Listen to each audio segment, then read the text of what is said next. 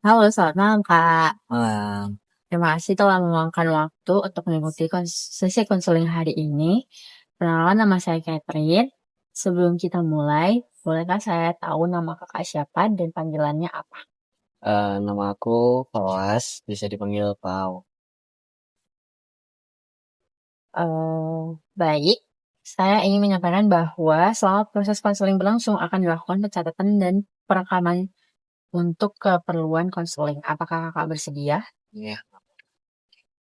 Saya akan memberikan lembar informan consent. Silakan baca terlebih dahulu. Jika sudah, kakak bisa, jika sudah dan kakak menyetujuinya, kakak bisa untuk menandatangannya.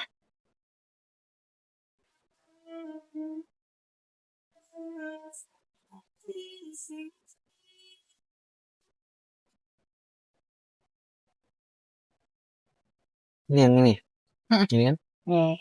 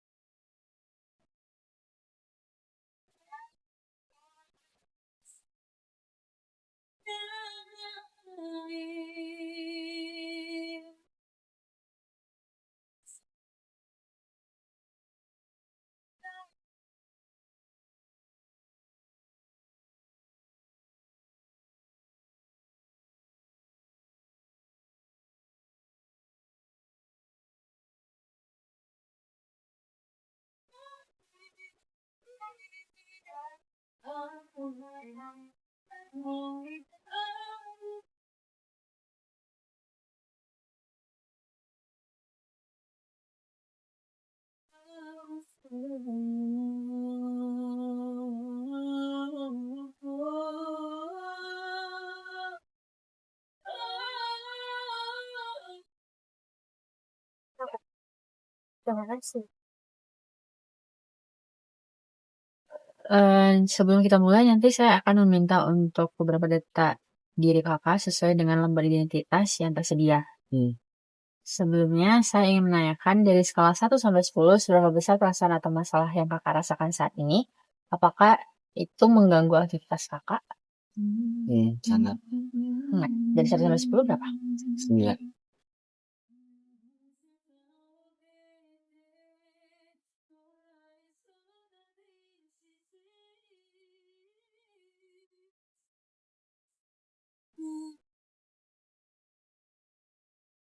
Oke, baik.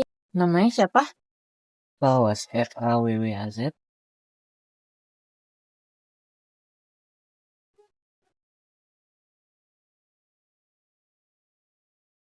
GHI FFA RI. Oke. Tanggal lahirnya? 22 September 2002. Pendidikan terakhir? SMA. Alamat di sini? Tanjung Catur,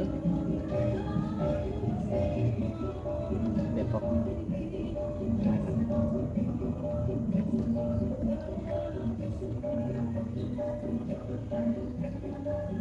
Urutan kelahiran? Pertama. Dari berapa bersaudara? 2.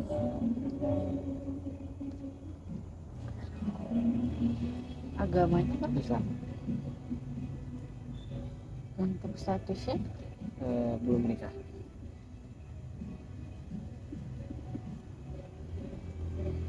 Pekerjaan? Pelajar. Ya. Untuk keluhan fisiknya apa? Fisiknya lebih ke sulit tidur aja sih. Kalau psikologisnya, Kak? Susah fokus, cemas, gelisah.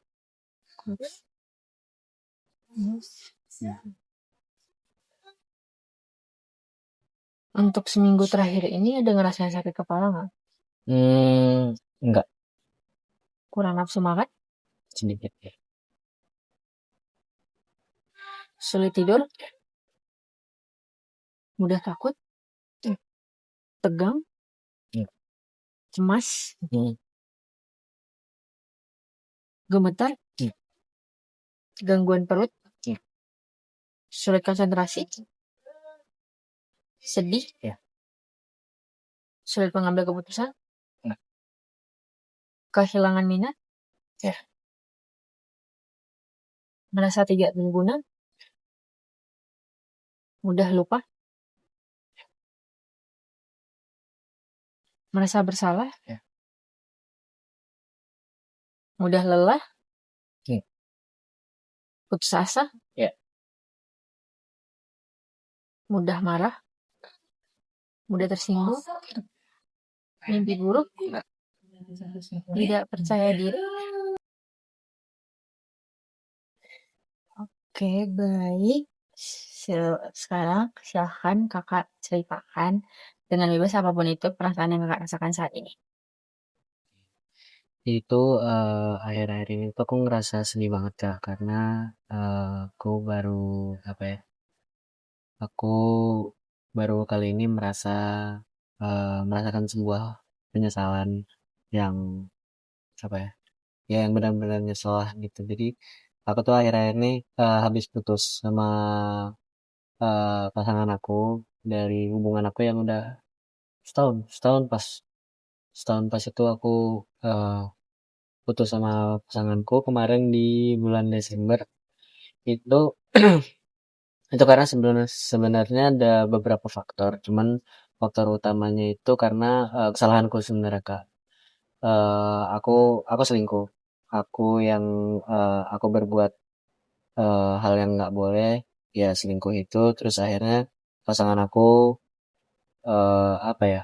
Dia nggak terima, nggak mentolerir akan hal itu. Terus akhirnya aku diputusin. Tapi sebenarnya aku selingkuh ini bukan karena apa ya?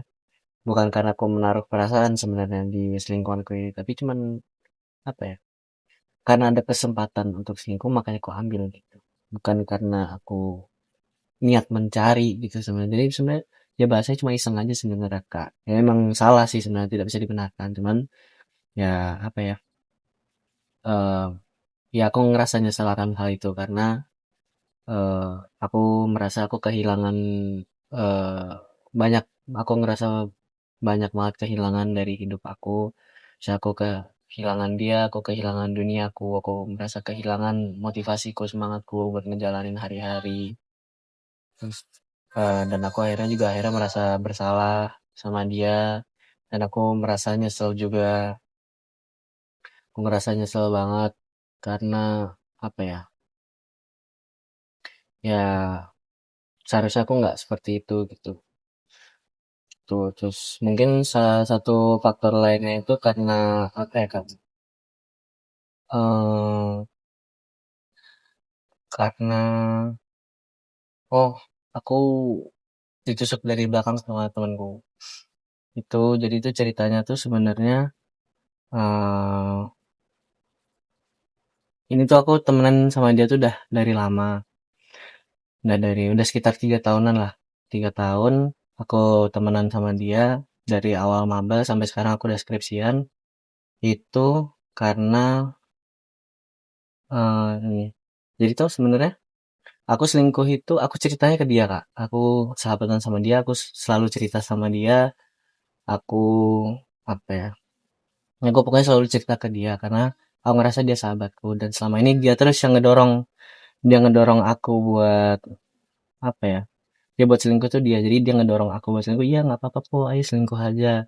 Nah tapi di satu sisi dia tuh ternyata mendekati mantanku. Dia mendekati mantanku untuk biar aku bisa putus sama mantanku biar dia bisa deket dengan mantanku gitu. Dan aku ngerasa dikhianatin, apa ya? Aku ngerasa sangat bersalah.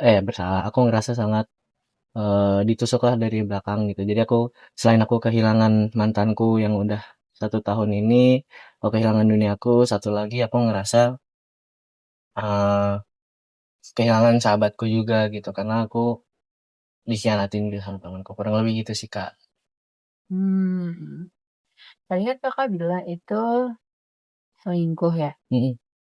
Nah, itu kakak lakukan selingkuh itu emang cuma di hubungan ini atau kayak di hubungan sebelumnya pernah?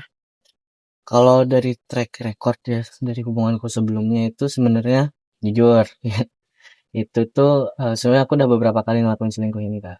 Tapi ya apa ya, polanya selalu sama. Misalnya aku jadian sama orang, terus aku selingkuh, terus aku jadian sama selingkuhanku. Terus kayak gitu lagi, aku jadian sama ini, aku selingkuh, aku jadian lagi sama selingkuhanku kayak gitu. Jadi itu lama-lama membangun habit, membangun kebiasaanku gitu. Itu sih Kak. Terus pada akhirnya di hubungan yang dimana memang aku mau, aku cari, ternyata aku masih membawa kebiasaan buruk itu. Terus pada akhirnya aku menyesal. Itu sih Kak. Eh, kenapa pada saat kakak menjalani hubungan itu yang sama pasangan utamanya, terus kakak memilih untuk selingkuh? Kenapa tidak untuk mengakhiri dulu di hubungan yang sebelumnya baru kakak pacaran aja, jadian sama si selingkuhan ini? Kenapa polanya enggak ini? Karena apa ya? Aku eh ini sepertinya ya yang aku rasain, kayaknya aku memang suka berada di situasi itu, dimana adrenalinku meningkat, yang mana kalau misalnya aku selingkuh kan berarti kan aku sembunyi-sembunyi, aku apa ya, aku diam-diam dari pasanganku, jadi kayak apa ya, jadi kayak aku tegang, rasanya tegang, cemas, terus kayak deg-degan, itu aku ternyata, aku sepertinya suka berada di situasi itu, dan itu menurutku itu salah sih sebenarnya. Itu kenapa mungkin nggak aku selesaikan dulu sama yang lama. Oke. Eh, kan pola ini terus berulang ya kak. Menurut kakak apa dampaknya bagi diri kakak sendiri? Kalau menurutku dampaknya sebenarnya sangat buruk sih. Ya ini aku akhirnya merasakan batunya, aku merasakan penyesalannya, gitu kayak yang dimana harusnya aku udah settle, aku udah punya pasangan yang benar, itu ternyata aku masih membawa kebiasaanku yang lama, terus pada akhirnya itu yang menghancurkanku sendiri, gitu sih, Kak. Apa yang kakak dapatkan di hubungan lain itu, di selingkuhan kakak ini? Mhm.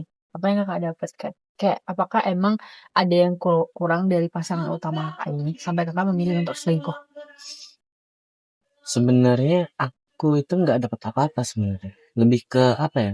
Ya karena aku iseng aja, mungkin karena pasanganku lagi nggak ada, terus pada saat itu selingkuhanku ini ternyata dia merespon keisenganku, kayak misalnya aku ngerangkul dia, terus aku direspon, ternyata dia makin mendekat ke aku gitu. Terus jadi kayak apa ya? Jadi sebuah kebiasaan, terus setiap ketemu akhirnya kita rangkulan, kita deketan, kita touchy, kita jadi sebuah kebiasaan gitu sih Kak sebenarnya. Tapi kalau misalnya dibilang dapat apa, aku nggak dapat apa-apa karena jujur aku udah dapat semuanya di pasanganku, di mantanku yang lama.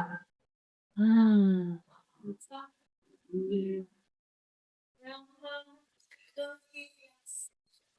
Tapi berarti kakak sama sekali tidak ngerasa kurang perhatian dari pasangan utamanya? Nggak ada sama sekali. Enggak sama sekali. Berarti emang intinya kakak tuh mau intinya tuh kakak kayak iseng aja. Ya, benar pure kesalahanku aja. Pasangan mantanku tuh nggak berbuat salah lah menurutku. Dan mereka lakukan. Dalam hubungan sebelumnya kan kakak itu ada ngomong soal pola itu terus berulang. Nah di hubungan sebelumnya kakak ada ngerasa nggak sih kayak yang sekarang kayak ngerasa yang namanya tuh takut yang namanya, kalau sekarang kan kakak jadi kayak ada penyesalannya, pasti dapet yang kayak di ngerasa kayak aku nih ngerasa kehilangan gitu. Jadi kan kakak kan berarti di fase yang kayak eh kakak udah nggak dapetin semua itu dari si mantan kakak ini. Ada nggak sih di sebelumnya gitu juga? Aku kalau di hubungan sebelumnya nggak ngerasa kayak gini sama sekali, nggak ngerasa takut kehilangan, nggak merasa bersalah.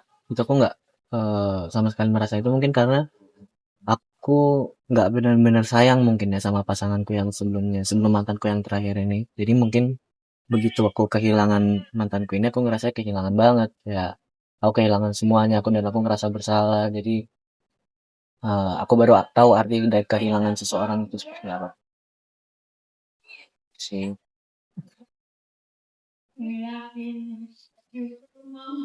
Apakah di pengalaman di masa lalu kakak itu tuh yang membuat kakak sulit merasa aman dalam satu hubungan? Gimana? eh Misalnya di hubungan pas kakak pacaran pertama Hmm. itu tuh kakak ngerasa kayak kakak ini nggak aman di hubungan itu. Jadi kakak makanya memilih untuk selingkuh, dan itu tuh gara-gara hal tersebut. Jadi kakak kakak tuh mengulang pola yang sama, selingkuh Hmm, selingkuh. kalau merasa nggak aman tuh enggak. Cuman aku mungkin merasa tidak puas saja mungkin ya di hubungan yang pertama kali berhubungan sama orang tuh. Mungkin aku tidak merasakan suatu kepuasan. Kayak aku masih aku mau lagi gitu. Dan ditambah yang tadi aku bilang aku suka berada di situasi yang eh apa ya, yang meningkatkan adrenalinku. Jadi diam sembunyi gitu mungkin ya. Mm-mm. Setelah kakak putus, apa yang yang kakak lakukan kegiatannya? Setelah aku putus itu, aku mulai memperbaiki diri. Aku ketemu banyak teman-temanku, banyak orang baru. Aku lihat dari sudut pandang mereka seperti apa menjalani life after breakup ini. Itu cara menjalannya gimana, cara move on. Terus aku juga konseling juga, aku ke psikolog. Aku tanya ini sebaiknya seperti apa. Terus untuk menyembuhkan penyakit selingkuhku itu. Terus aku menjalani apa ya, saran-saran dari konselorku, dari teman-temanku. Aku kalau misalnya untuk menyembuhkan penyakitku ini aku harus lebih aware dari sebelumnya. Aku harus lebih aware tentang sekitarku dan perasaanku itu seperti apa. Terus aku mulai menulis diary. Aku nulis diary untuk ya lebih tahu biar perasaanku ini seperti apa gitu. Terus aku juga kalau untuk apa ya, untuk move onnya itu mungkin aku lebih fokus ke diri sendiri. Aku nggak yang apa ya, nggak cari-cari tahu tentang dia. Aku berusaha untuk nggak tahu updatean tentang dia, dan aku fokus sama diriku sendiri. Aku kerja, aku kuliah, dan aku ya mungkin main sama teman-teman gitu sih.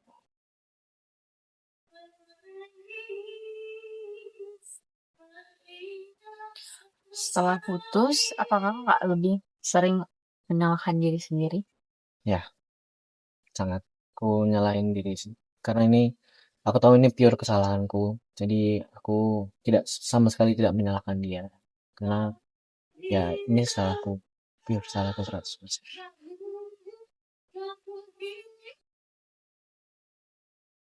Kapan pertama kalinya kakak menyadari bahwa pola kakak selingkuh itu terulang dalam hubungan kakak? Baru kali ini, baru setelah putus ini. Terus aku setelah berputus aku ngerasa bersalah, aku nyesel. Terus akhirnya aku melihat ke belakang, aku ngeliat bagaimana hubunganku sebelumnya. Terus aku baru sadar kayak, oh iya alurnya begini terus ya. Oh, rantainya nih harus kuputus nih. Gak bisa aku seperti ini terus. Akhirnya mulai sekarang aku baru mau mulai memperbaiki.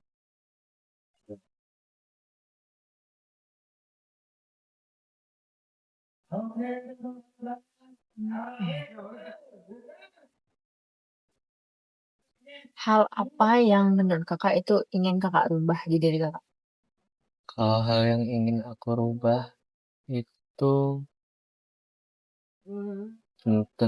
tentu aja sikapku yang apa ya, yang ingin mencari sebuah adrenalin itu. Aku ingin mengubah untuk menjadi eh, untuk nyari kegiatan yang bisa diterima sama orang-orang, mungkin kayak olahraga ekstrim atau apa ya, ya kurang lebih kayak gitu deh. Terus juga mungkin sikapku yang mungkin tidak memuaskan pasanganku, kayak mungkin aku kurang perhatian, atau mungkin juga dari teman-temanku. Aku juga beberapa kali dikasih saran teman-temanku, jangan terlalu apa ya, all in ke pasanganku, tapi ingat juga sama diri kamu sendiri, butuh main, butuh me time gitu sih Kak. Banyak sih yang ingin aku bahas.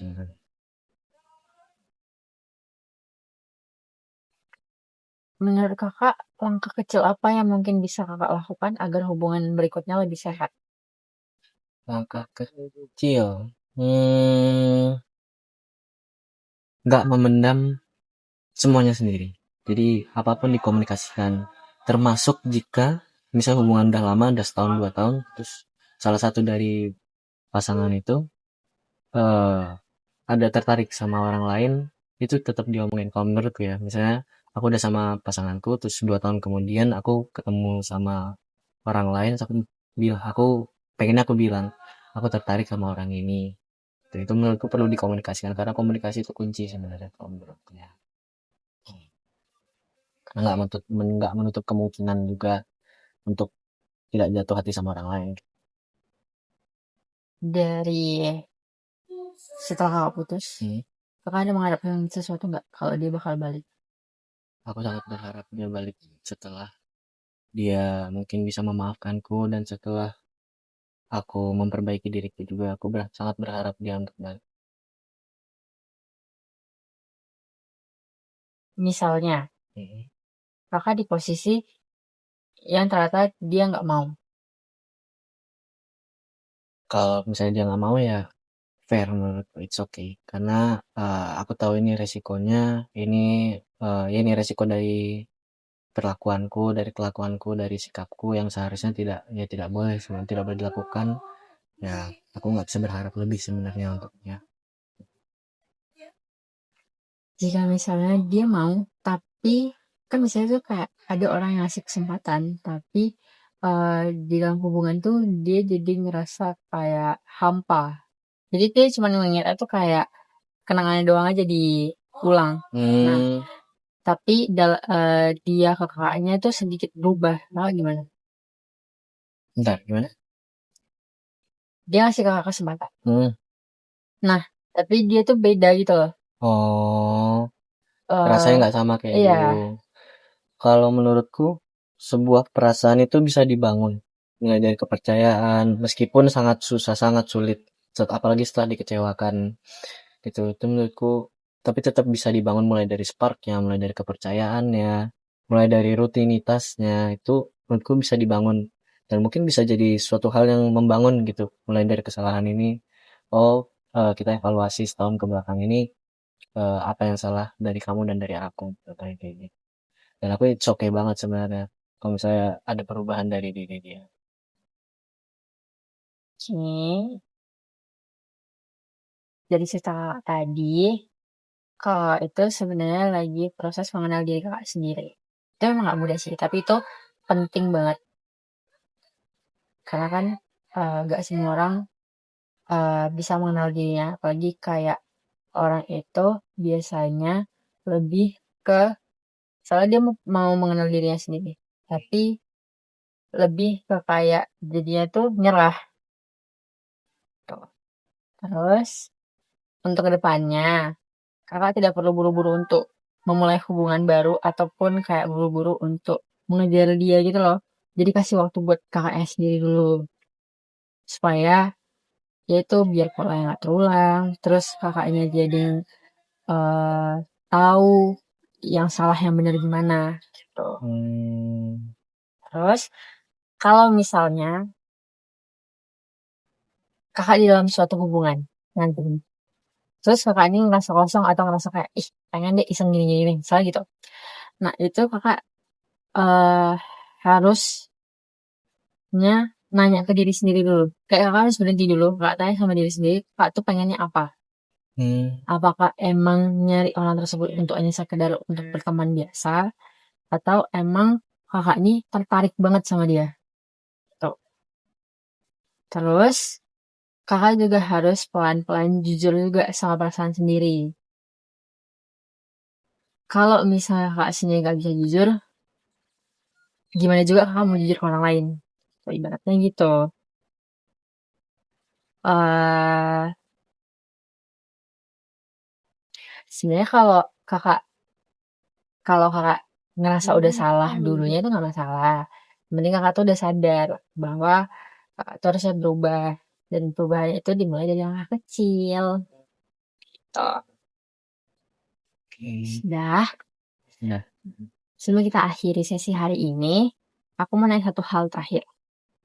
Dari skala 1 sampai 10, setelah ngobrol bareng tadi, seberapa berkurang tingkat stres kakak yang kakak alami? karena udah dikasih saran, udah dikasih tahu aku tuh sedang kenapa, mungkin aku sedikit lega. Ya, berkurang lumayan lah. 5/10.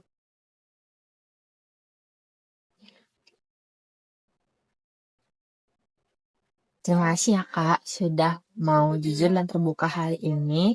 Cerita Kakak itu sangat berarti. Semoga dari sesi ini Kakak bisa lebih sedikit memahami diri Kakak sendiri. Terima kasih ya Kak, jaga diri baik-baik. Iya, terima kasih ya.